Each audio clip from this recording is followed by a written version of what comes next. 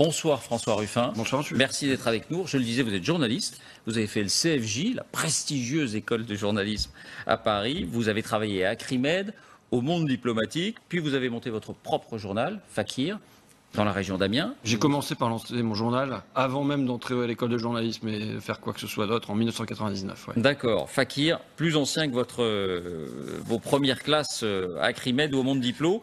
Et puis vous êtes devenu réalisateur et vous avez réalisé Merci Patron, qui a été primé au César, avant donc de vous lancer et d'être élu sous l'étiquette France Insoumise, en tout cas avec le soutien de France Insoumise. Ce n'était pas le seul soutien.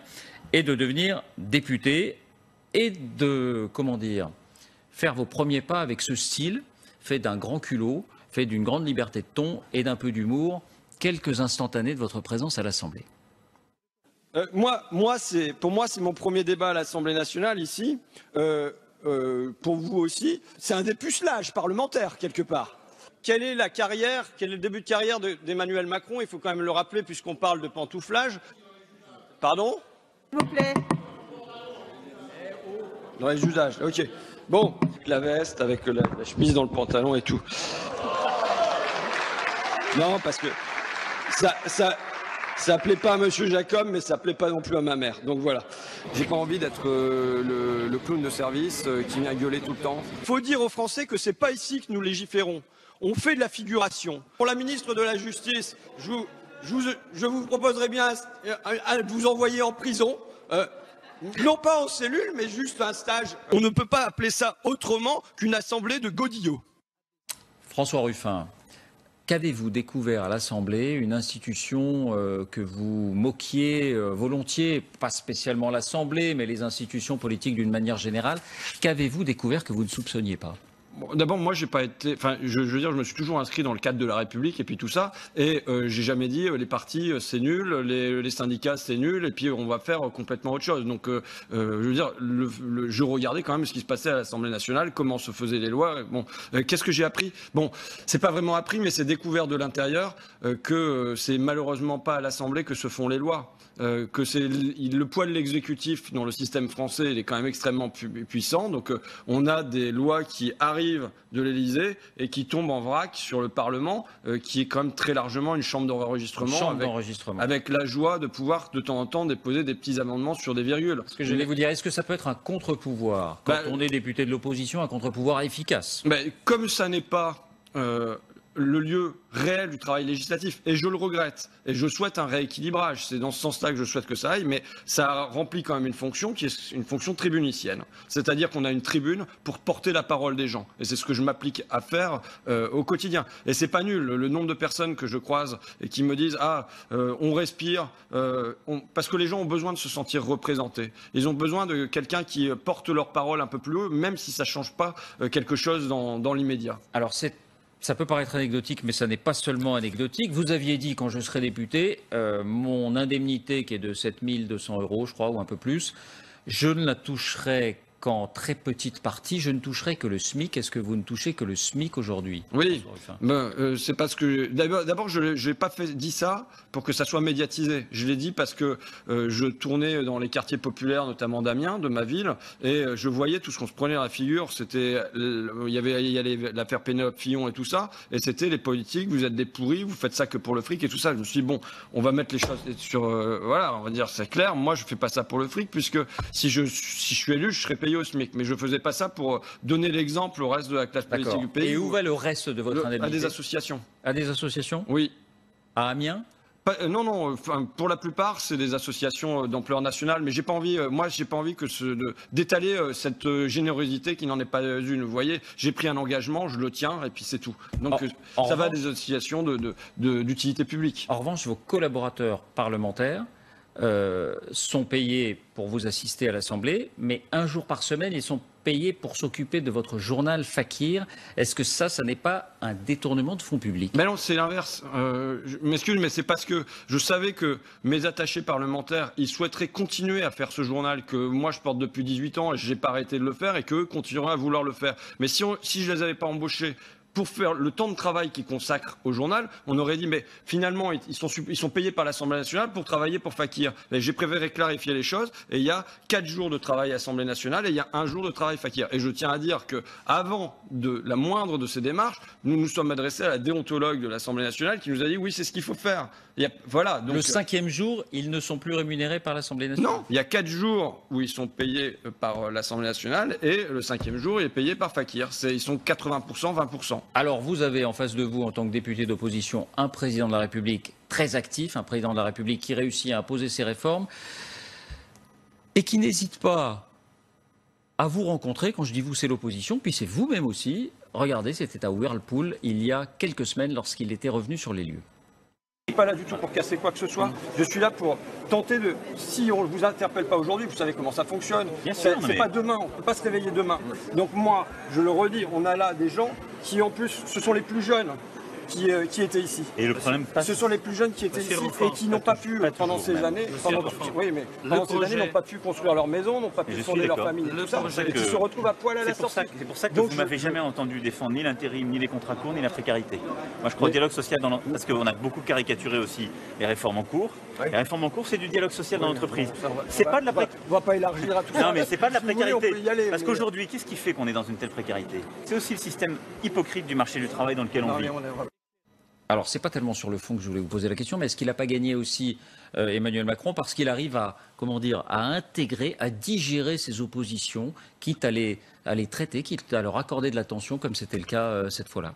De toute façon, moi surtout, ma démarche, elle est simple, c'est que on a le président qui passe à Amiens, il faut pouvoir l'interpeller sur les dossiers où on a le sentiment que ça ne bouge pas. Chez Whirlpool, par exemple, c'est les 300 personnes qui sont passées comme intérimaires et qui ont été écartées et qui ne toucheront rien du tout. Et il ne vous évite pas, il dialogue avec vous? Bah oui, mais ça veut dire, je fais la visite de Whirlpool avec lui, donc voilà, je l'ai prévenu à l'avance que je souhaitais l'interpeller sur le sort des intérimaires. Voilà, je trouve que, moi, ça me paraît juste un peu logique, et je veux dire, chaque fois que c'est possible d'interpeller un ministre dans les couloirs de l'Assemblée nationale sur des situations particulières, je le fais, quoi. Mais il se prête au jeu.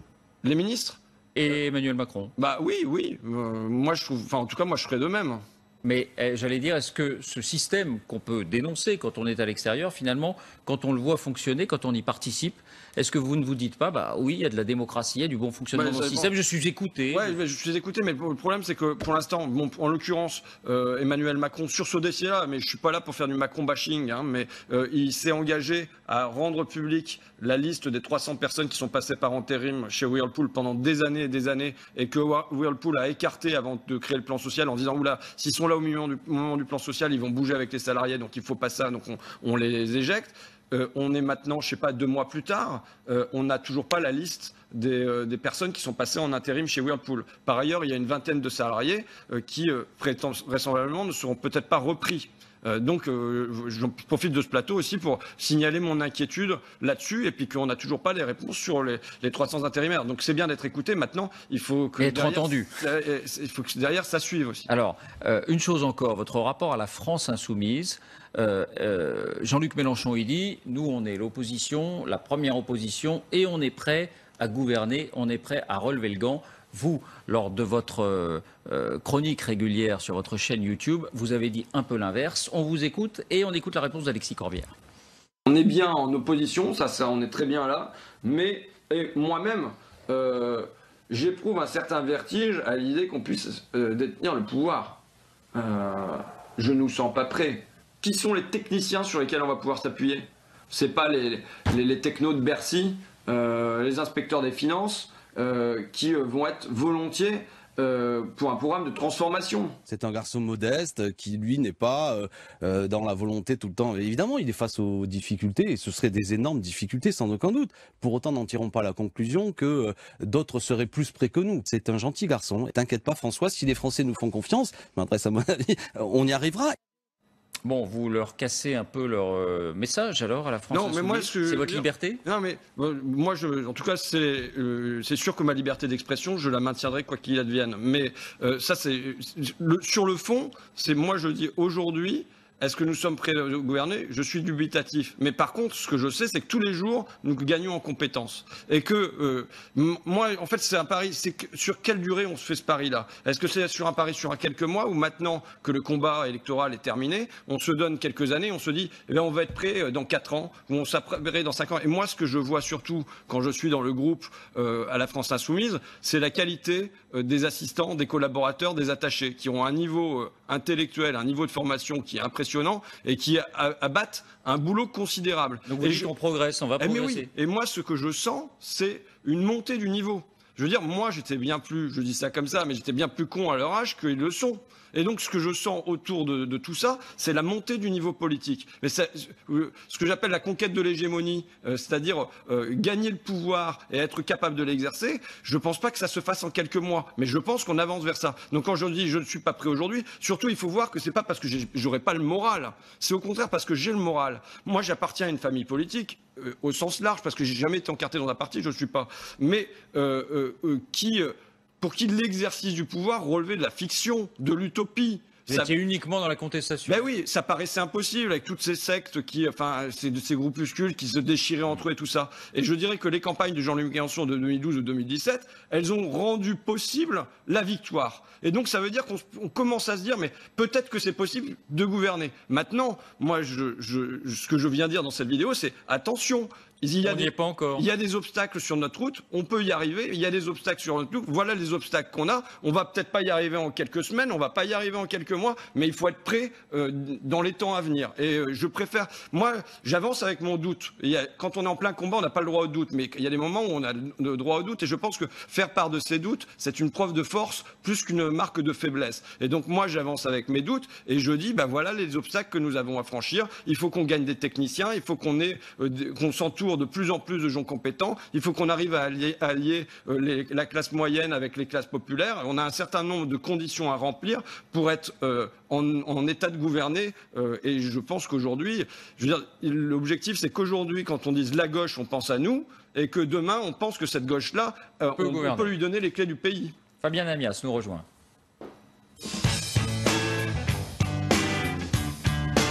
Bonsoir Fabien. Bonsoir David, bonsoir François Ruffin. C'est à vous. Pour rester dans le domaine de la conquête du pouvoir que souhaite opérer France Insoumise, vous étiez à Clermont-Ferrand ce week-end où il y avait une convention France Insoumise et on a pu y entendre un Jean-Luc Mélenchon, somme toute, très assagi. On le réécoute ensemble. Nous sommes le mouvement de l'argumentation, pas de la vitupération ni de l'invective, comme il est loin ce temps où l'on disait de moi, parce que je prétendais parler cru et dru, que je serais excessif et agressif. Voilà, alors un discours en quête de respectabilité, presque propre sur lui. Est-ce que on ne court pas, et vous ne courez pas, le risque d'une forme de banalisation ?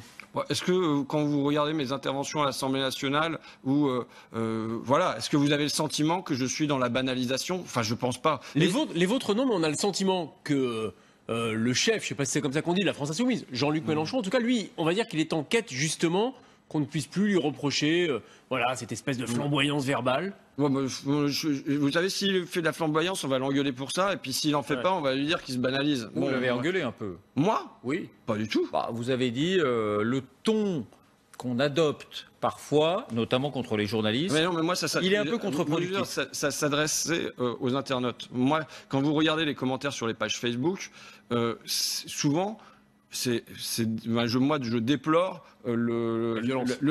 l'usage de. Si j'avoue, vous avez la personne en face, je pense pas on vous traitera de la même manière, vous voyez, Monsieur Pujadas. Et pourtant, les commentaires qu'il va y avoir sur Pujadas sur la page Facebook vont être déplorables. Et donc moi, c'est ça que je regrette. Ce que je veux écrire sur ma page Facebook sur vous, je veux vous le dire en face, si besoin. Vous comprenez ? Donc ça s'adressait aux internautes. Ah oui, ça s'adresse. Mais non, vraiment, vous regarderez, ça s'adressait vraiment aux internautes. Et je pense que c'est une marque de faiblesse pour moi que d'aller très vite dans l'invective, dans l'épithète. C'est pas seulement une absence d'argumentation, mais c'est comme s'il y avait une absence de confiance en soi et que c'était du coup comblé par on est les plus forts et puis on va vous casser la gueule, quoi. Enfin, voilà. Sur ce qui a fait beaucoup l'actualité, qu'il fait encore en ce moment, et on a beaucoup parlé notamment hier ici, c'est le voyage d'Emmanuel Macron en Afrique. Il s'est livré à un jeu de questions-réponses assez étonnant, inédit, avec les étudiants de l'université de Ouagadougou. On réécoute ensemble un extrait. Vous m'avez parlé comme si j'étais le président du Burkina Faso. Quelque part, vous me parlez comme si j'étais toujours une puissance coloniale. Mais moi, je ne veux pas m'occuper de l'électricité dans les universités au Burkina Faso. C'est le travail du président.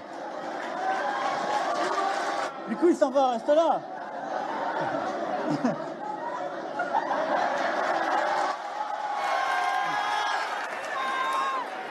Du coup, il est parti réparer la climatisation. Voilà, avant d'aller sur le fond de la relation entre la France et l'Afrique, ce style, alors là, très direct, hein, ça c'est quelque chose que vous appréciez, vous dites finalement, c'est voilà, la politique aujourd'hui c'est ça. Ouais, en même temps, je sais pas moi, mais je suis pas un spécialiste des questions internationales, hein, surtout. Mais ça me met mal à l'aise. J'ai l'impression que le fond correspond pas à la forme.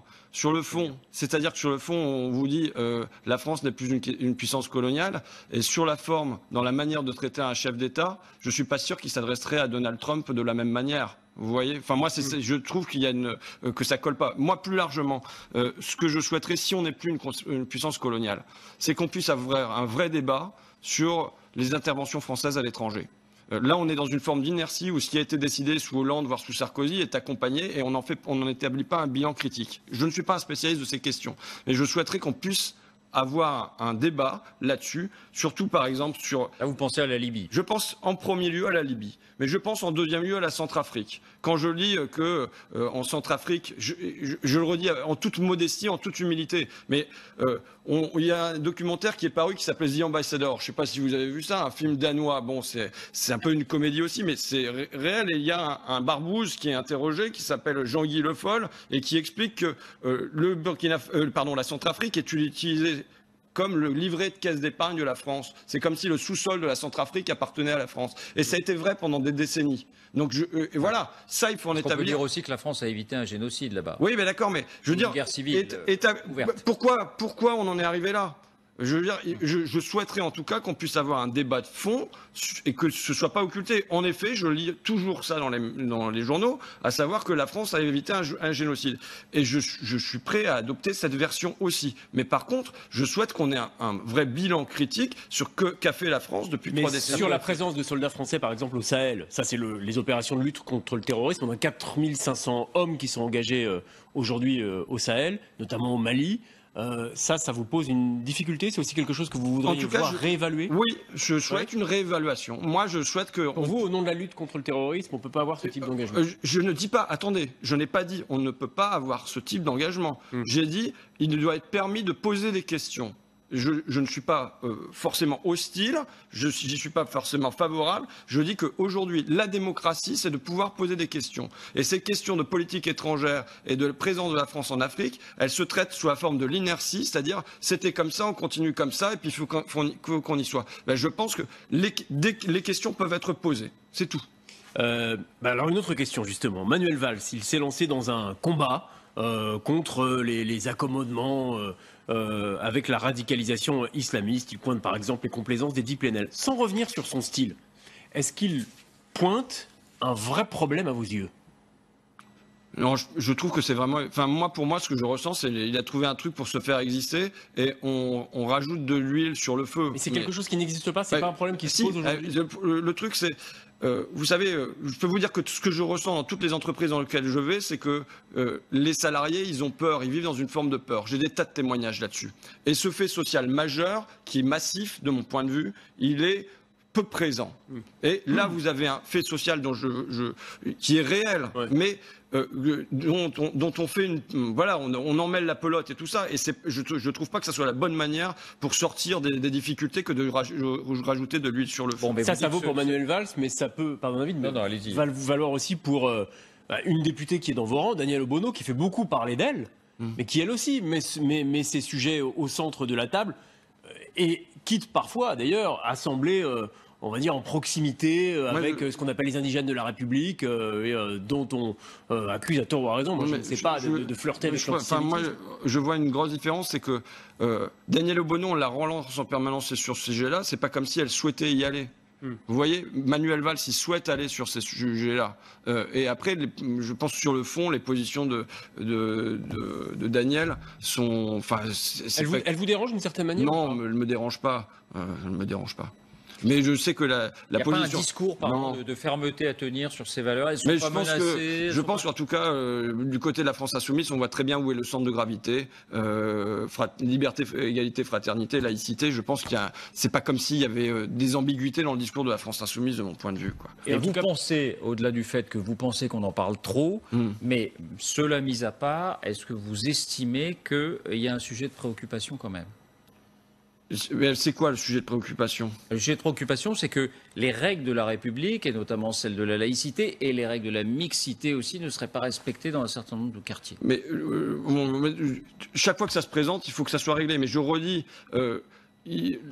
c'est comment est-ce que c'est en mettant ça en lumière et en mettant ça au cœur du débat politique et en faisant que chaque personne qui passe sur votre plateau est interviewée sur cette question qu'on contribue à apaiser les tensions qui peuvent exister? Moi, je ne crois pas. Vaut mieux pas trop en parler. Oui, je veux dire mettre ça sous le tapis. Non, je suis pas du tout pour mettre ça sous le tapis, mais je suis pas pour que ça devienne le thème récurrent et majeur du débat politique. Voilà. Je pense que en fait, plus vous mettez en lumière, je vais vous dire.